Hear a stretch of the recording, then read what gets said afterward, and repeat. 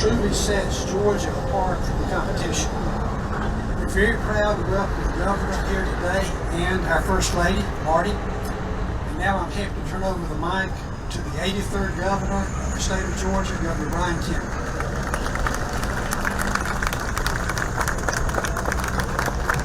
Thank you, Chairman Wooten, and it is a great afternoon. Thank you all for being here. What an awesome crowd for an awesome opportunity. And I just want to thank Chairman Wooten and Port Authority board members for your leadership, and I want to thank Grip and the team, really all the players here at the Port Authority staff and hard-working Georgians that make this place run every day. I know I got to speak to some representatives and members of the ILA, and certainly appreciate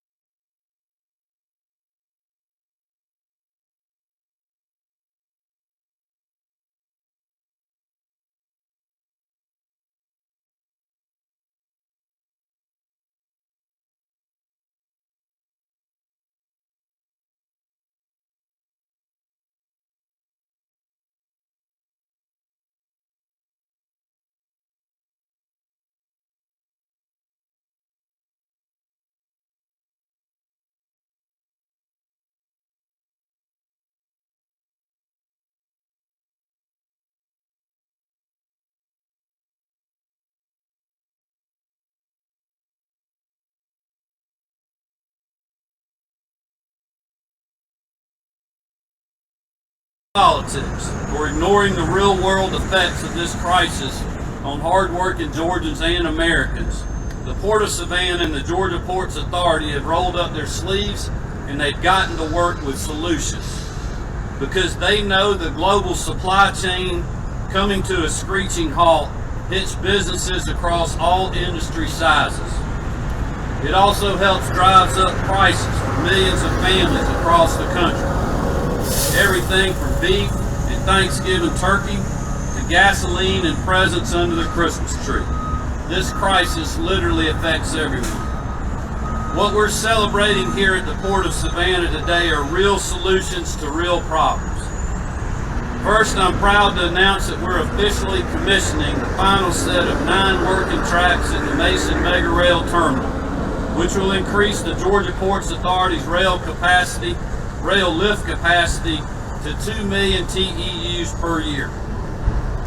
The 85-acre rail yard is the largest of its kind for a port terminal in North America. It will allow the Port of Savannah to build and receive 6 10,000-foot-long trains at the same time. In other words, there's nothing else like this in the United States. This means an immediate 30% increase in capacity and will allow us to speed up the flow of international trade to and from the United States as the 3rd busiest container gateway. By opening the relief valve for more cargo to come and go, we will make incredible strides in our supply chain backlog. I'm also proud to share that last month, for the first time ever, the Port of Savannah moved more than 500,000 TEUs in a single month. That represents an incredible 9% growth. And thank you all that had something to do with that. As of today, the Georgia Ports Authority has experienced a 40% reduction in vessels at anchor. Previously, there were as many as 30 vessels at anchor. This week, they went to a low at one point of 14. Now keep in mind, LA Long Beach this morning has 110 ships at anchor. Also critically important, in the past 8 weeks, the Georgia Ports Authority has seen a 60% reduction in the amount of time containers are on the terminal, which is incredible. Another large factor contributing to the previous backlog was major importers having no space in their distribution centers because of advanced orders. As soon as this Monday, the Georgia Ports Authority will open its first off-terminal overflow container yard less than 5 miles from where we are standing today. And by early next month, another facility will open in Atlanta. Use of these sites will not only ease movement of cargo across the terminal, but it will also speed up vessel service. Together, they will act as an important tool to resolve the supply chain issues here in Georgia. 6 months ago, the Ports Authority and its board put in place a strategic plan to expedite additional capacity. I'm pleased to announce today that the Peak Capacity Project, which will add 800,000 TEUs to this terminal, will come online starting next month. By this summer, a total of 1.2 million additional TEUs will have been brought online, an incredible forward-thinking achievement. Alongside these efforts, the private sector has stepped up in a big way to help address our supply chain issues, and we appreciate Norfolk Southern and CXS for their continued partnership. These innovative, bold steps taken by the Ports Authority team weren't implemented because of someone in Washington, D.C. These subject matter experts on the ground here in Georgia took action to address the crisis, and we're grateful to them for their hard work and their willingness to act in the absence of leadership from the federal government on this issue. So I want to again thank Griff and the team for leading the charge. We appreciate what all of you are doing.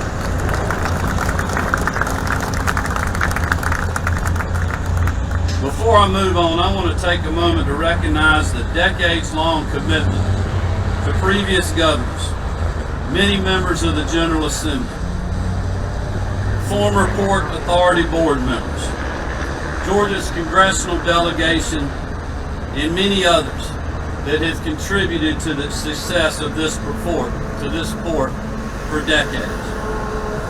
I remember being in the Georgia State Senate back in the early, more like mid-2000s, supporting this incredible asset to our state.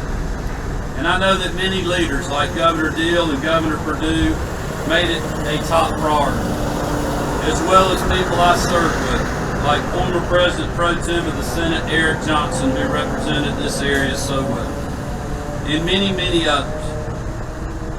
That is what has helped make this place what it is today. We continue to build off of that foundation. I hope you all will join me in thanking all of those before us that have set such a firm foundation. Thank you all very much. It's because of that leadership and that vision that we continue to grow here at this port. Some big ports don't have room to grow or expand. In many parts of the country, ports are so busy they don't have time to expand, or they can't.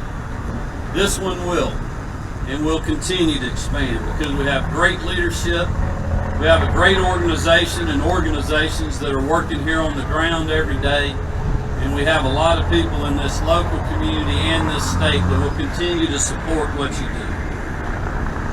And that is what makes this place so special, not only for this part of the state, but for our entire state. Finally today, I've got to make sure that Trip Tollison and the entire CETA board doesn't get mad at me for coming to town and not saying something about new jobs for Georgia.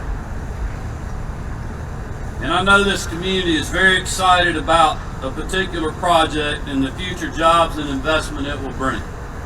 It is my honor today to announce that Celadon Development Corporation will invest more than $155 million in opening a North American headquarters and state-of-the-art recycling and advanced manufacturing facility in Chatham County. Thank you all very much.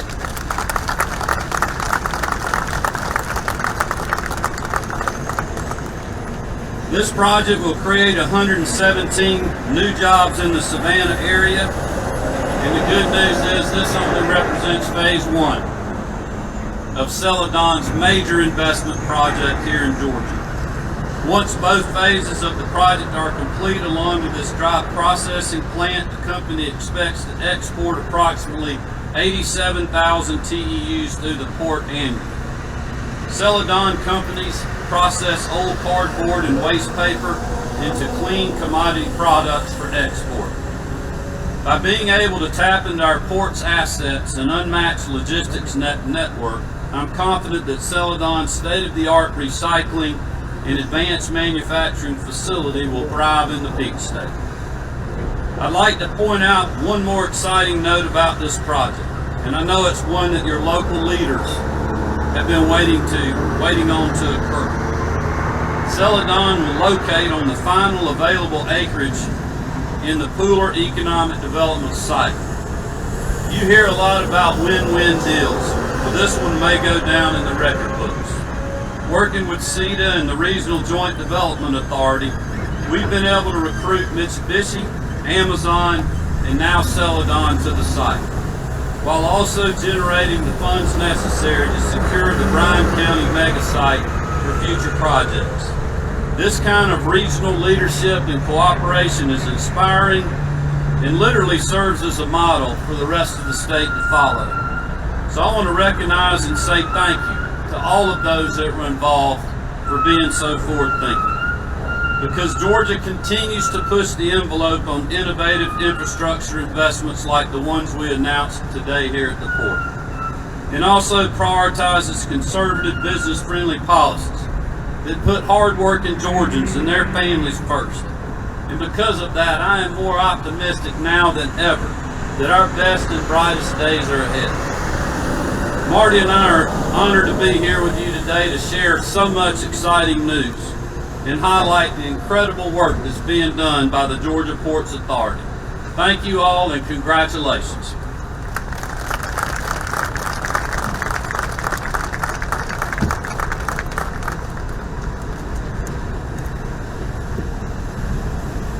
All right, before we ask some folks to come up and help us cut the ribbon, there's three people that I forgot in my excitement. I want to make sure we also recognize the Chatham County Commissioner Chairman Chester Ellis, Reverend Chester Ellis. Please stand. Thank you much. Appreciate it. Best looking guy in the place, by the way. And then we've got Mayor Bethune of Garden City, who, without his support, we couldn't have built this. And then finally, a good friend of the ports, GDOT board member Ann Purcell, if you're out there. And there you are. I'm sorry, I didn't see you right in front of us. Thank you very much. Okay, at this point, I'd like to ask our board members, Chairman of the county, please join us as well. Governor and First Lady. We're just going to cut the ribbon here. If we could come on up there. Thank you so much. You shouldn't have mats. That should override it. And Mr. Mayor, you can come up well as well. Edward, get video because I can't see anything.